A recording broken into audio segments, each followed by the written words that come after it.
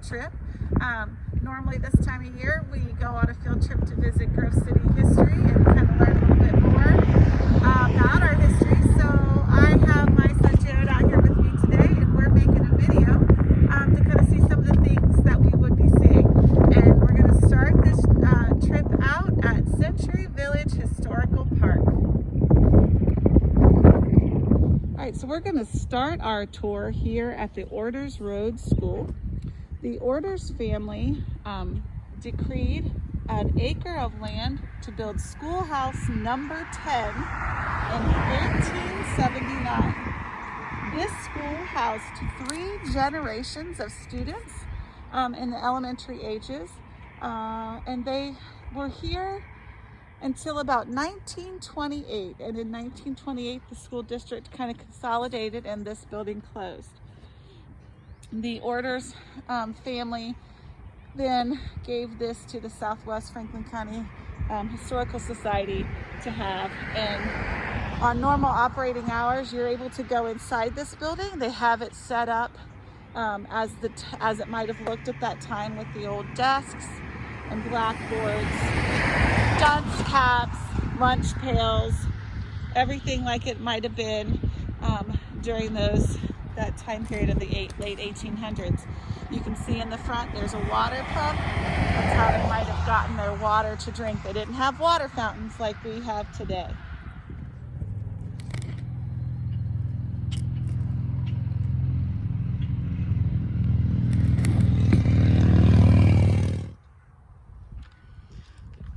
This is the Baumgartner outhouse. It's an example of an outside toilet that was used before bathrooms like we know today would be.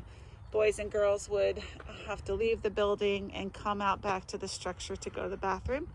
And it was donated by the Baumgartner family, and it was transferred here in spring of 2008. This structure is the Haynes Black House. It was once located on a 203-acre farm, and the house was constructed by the Haynes family prior to 1850, and it was occupied by a family with the last name of Black, and they lived in the home from 1935 until the early 1990s. This home was originally found on Borer Road. If we were able to go in this house today, we would see they have it set up a lot on the inside like what a mercantile or a store might look like back in the 1800s. So that's what we would find if we were able to go in there today. This structure is known as the Keg Keents Log House. It was constructed by William Keg family sometime in between 1860 and 1880.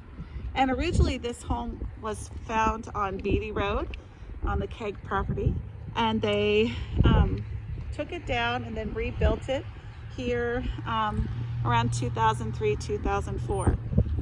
On the inside of this home, they have it set up to look very much like a house would look back in that time period, with the old bed and the cook stove over the out fire. There's an upstairs that you could get to see if you go up. But this is the Keg Keents Log House.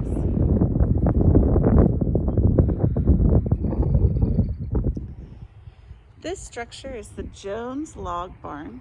It was constructed on land owned by the Jones family in the 1850s. Originally, this structure was on Wrench Road, but it was dismantled and then reconstructed in 2006 here at Century Village. This structure is the Funk Ziegenspeck Granary. It was built on the Ziegenspeck farm, which is on Harrisburg Pike, around 1927. And this structure was used to dry seeds for the family to use the following season. So a lot of times you would find these types of structures to house seeds and plants. This structure that you're looking at now is actually called the Borer Roach Windmill. Windmills were used to harness wind power to help pump water from the wells And this was really important because it gave the farmers more time to work on other tasks around their farm. So many farms would put up a windmill for just that benefit.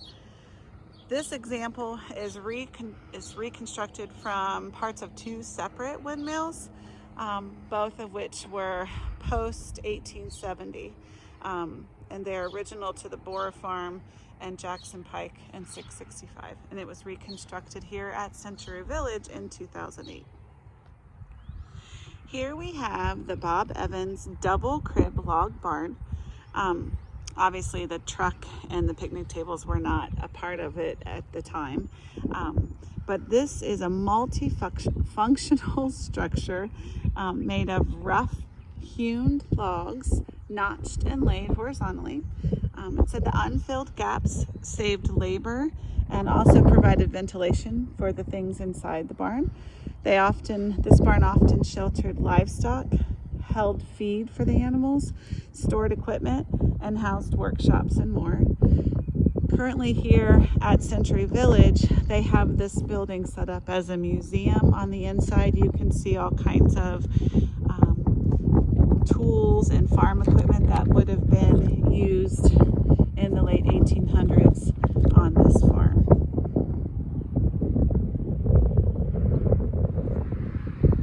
Here we have the blacksmith shop, and Century Village has named this the Augenstein Spillman Blacksmith Shop. This building was constructed using original logs from a two-story log home that was built on Beatty Road in the 1850s. And it's furnished on the inside with tools that were used in Earl F. Augenstein's blacksmith shop that was once on Orders Road between 1952 and 1997. What's really cool about this structure is they hold workshops currently that you can come to learn all the different trades of a blacksmith. And when the village is open, you can see a blacksmith at work making horseshoes and tools and things to use around the farm. This is the main structure of Century Village, and this is actually the train station, the train depot that used to be in downtown Grove City, and I think it was last summer, maybe the summer before, the city moved it out here to Century Village. There's still structures around here so that people can start visiting it. But this is where the trains would pass through. People could buy tickets and wait for their next train to come.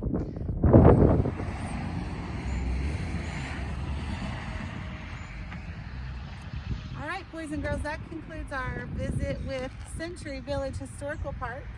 Our next stop is the Grant Sawyer home. All right, the next stop on our virtual field trip is the Grant Sawyer home, and it's on Hahn Road, right in front of Park Street.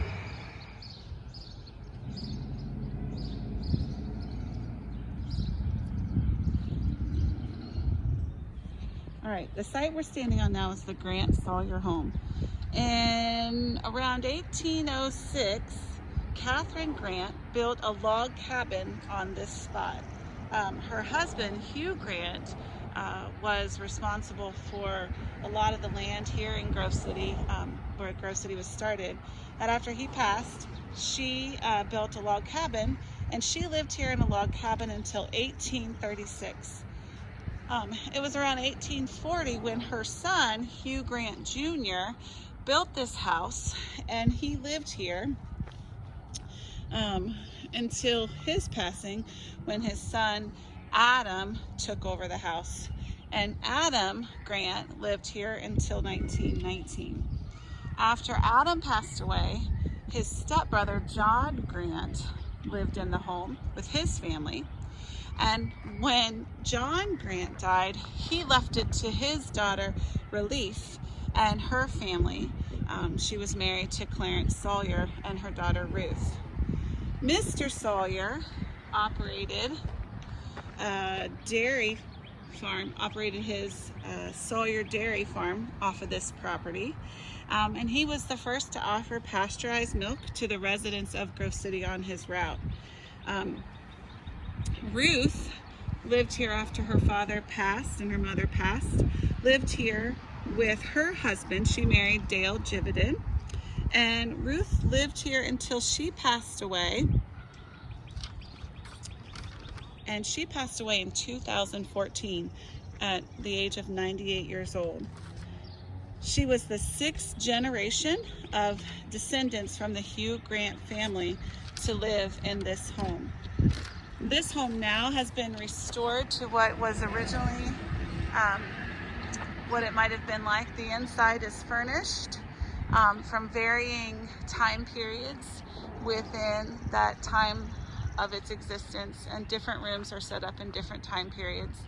This is a museum that is open during normal times for families to come in and see what life might have been like living here. But this Grant Sawyer home is the oldest home in Grove City. All right, our next stop is just a short drive up Park Street. We're going to stop at the Grove City History Museum, and then we're going to take a little walking tour of some of the historic buildings in downtown. Okay, here we are at the Welcome Center and Museum for Grove City. This building, we'll talk a little bit more about it. This is the Welcome Center Museum, where so many really cool artifacts from our community's history can be found in here. At any given time, you can see an old Model T car, you can see uniforms from military people from times gone by, and toys, and just all kinds of artifacts that people have donated to really reflect what our community was like. We're going to start our tour from here. We're going to take a little walking tour of downtown Grove City. I'm going to try to point out some of the buildings. Normally Mrs. Babbert, who works here at the Welcome Center, takes us on a tour, so this won't be nearly as fabulous as her tour, but I'm going to do my best to show you some of the highlights from downtown Grove City. This building currently is Planks. Many of you have probably had their delicious pizzas through the week, but Planks at one point was a stagecoach place where people could stop after a long ride on the stagecoach and get cleaned up a little bit. There's a hotel they would stay in here. This has been a big part of our community for a long, long time. Okay, this is the Keg building. It was established in 1912. Keg is a name that we hear a lot with Grove City history. This is a mural that was painted by Dave Maple and Earl Nicholson, Lori Spangler, and it represents what Park Street, Broadway might have looked like in the 1924 time period. It has, in the different corners, it has the different dates: 1852, 1866. So it kind of gives a look into there where the people are painting a mail pouch sign. That's actually Planks, back when it was a hotel. And so it's looking up the street that we just came from. You can kind of see the Keg building above the sign that says the Firestone Tires, and the train coming through the downtown. So this was a glimpse at what this street might have looked like in 1924.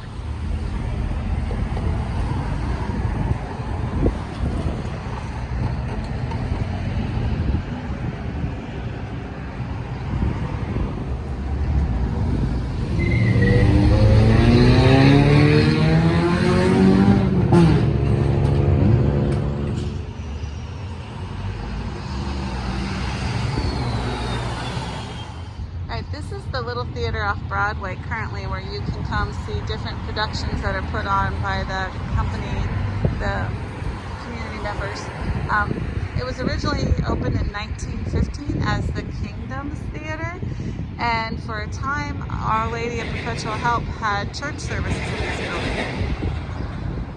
Okay, thanks. Bye.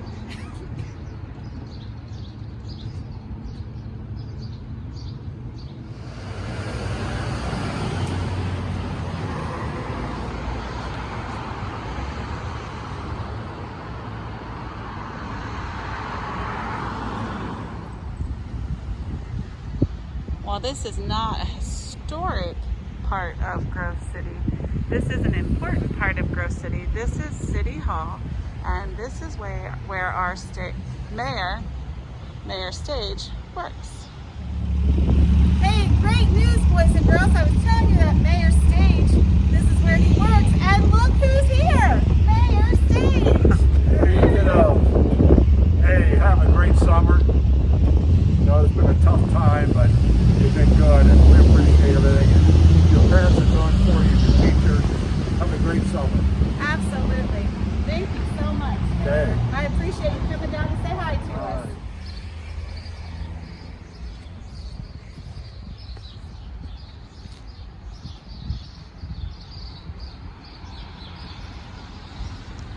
This is another mural done by Dave Maple, same creator of the mural we saw before.